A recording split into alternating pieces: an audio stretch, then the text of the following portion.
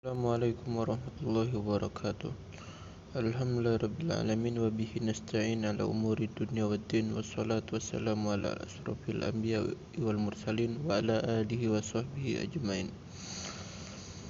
Di sini saya akan menjelaskan pelajaran bahasa Arab tentang isim, di mana di sini terdapat dua isim. Yang pertama isim ma'rifat dan kedua isim nakirah. Isim ma'rifat adalah kata khusus. Contoh, hadza kitabul arabiyyah. Arabiyyah inilah yang membuat dia khusus, karena dengan Arabiyyah itu kita tahu subjeknya itu penjelasannya tentang apa. Dan jenisnya itu ada 6. Yang pertama domir. Contoh huwa, anti, hum. Yang kedua adalah a'lam, yaitu nama tempat atau nama orang. Nama orang seperti Zaidun, nama tempat Makkah dan Jakarta. Yang ketiga adalah isyarah.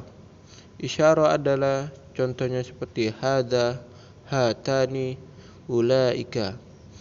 Dan yang keempat adalah alif lam. Dan setiap yang ada alif lamnya itu adalah kata khusus, seperti ar-rajulu, al-qalamu, al-kitabu. Itu semuanya khusus. Dan yang kelima adalah mausul. Contohnya seperti alladzi, alladzina, ma, man. Dan yang keenam adalah idhofah. Idhofah ini adalah disandarkan, seperti babul fasli, babulnya disandarkan kepada fasli. Dan contoh yang lain, ummu Aisyah, ummunya disandarkan kepada Aisyah. Aisyah ini adalah a'lam, ini nama orang. Contoh lagi, kitabuhu. Nah, ini ada hu-nya, berarti disandarkan kepada domir. Baik, selanjutnya adalah nakirah, kata umum.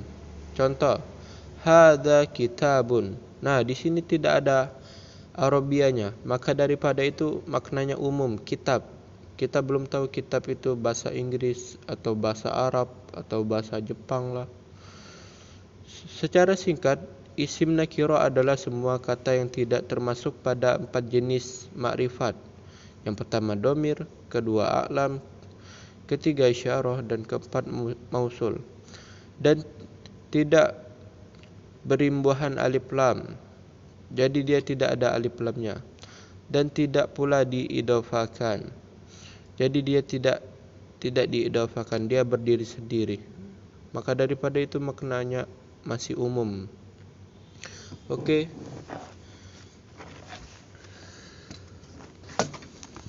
Judul yang selanjutnya adalah kita akan belajar tentang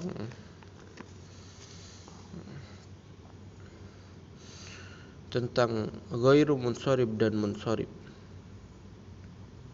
Ghairu munsharif ini maknanya secara jelasnya adalah tidak bertanwin, dan munsharif ini adalah bertanwin. Contoh dari ghairu munsharif adalah isim ditambah alif lam, dia tidak bertanwin. Pada dasarnya isim apabila berdiri sendiri dia akan bertanwin, seperti ini, babun, babun. Tetapi ketika dia bertambah alif lam, maka tanwinnya hilang. Ini seperti babun ditambah alif lam, maka jadinya al-babu. Yang ketiga, babun ditambah idhofah, maka dia tidak bertanwin juga, babul fasli. Jadi secara singkatnya ghairu munsharif itu tidak bertanwin, sedangkan munsharif itu bertanwin. Munsharif biasanya terletak pada kata yang berdiri sendiri. Contoh kitabun. Tetapi ada kata yang berdiri sendiri tetapi mereka tidak berharokat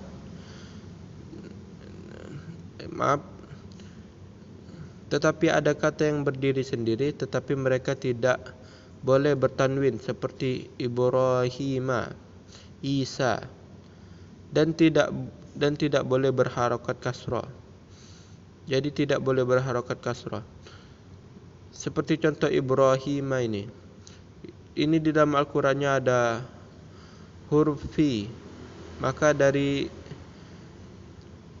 sebenarnya itu semestinya Ibrahimi. Kenapa dia tidak Ibrahimi? Karena dia munsharif. Jadi dia tidak boleh memakai kasrah ini. Jadi fi Ibrahima bukan fi Ibrahimi. Contohnya kitabun, babun, nuhin.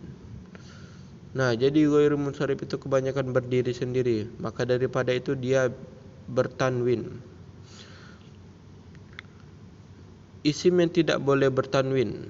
Sebenarnya banyak isim yang tidak boleh bertanwin, tetapi ini saya cantumkan beberapa judulnya yang mana tidak boleh bertanwin. Seperti 1. Nama wanita Khadijatu, Maryamu, Zainabu.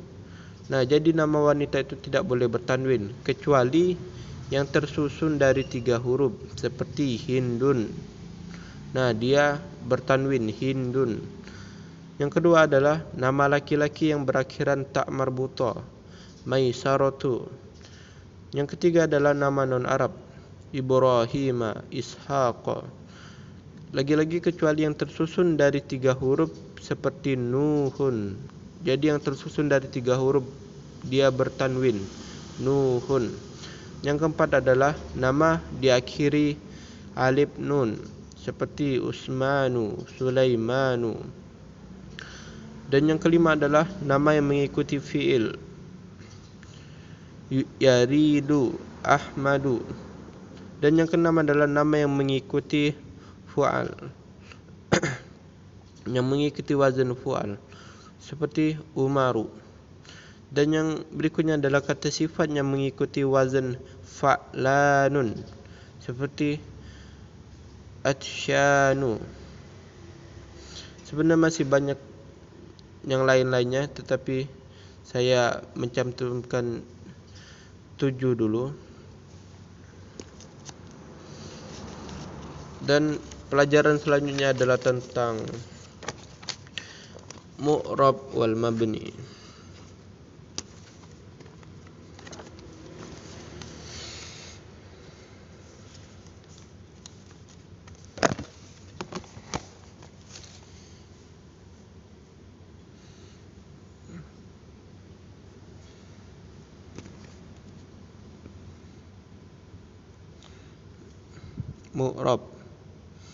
Mu'rab secara makna jelasnya adalah berubah.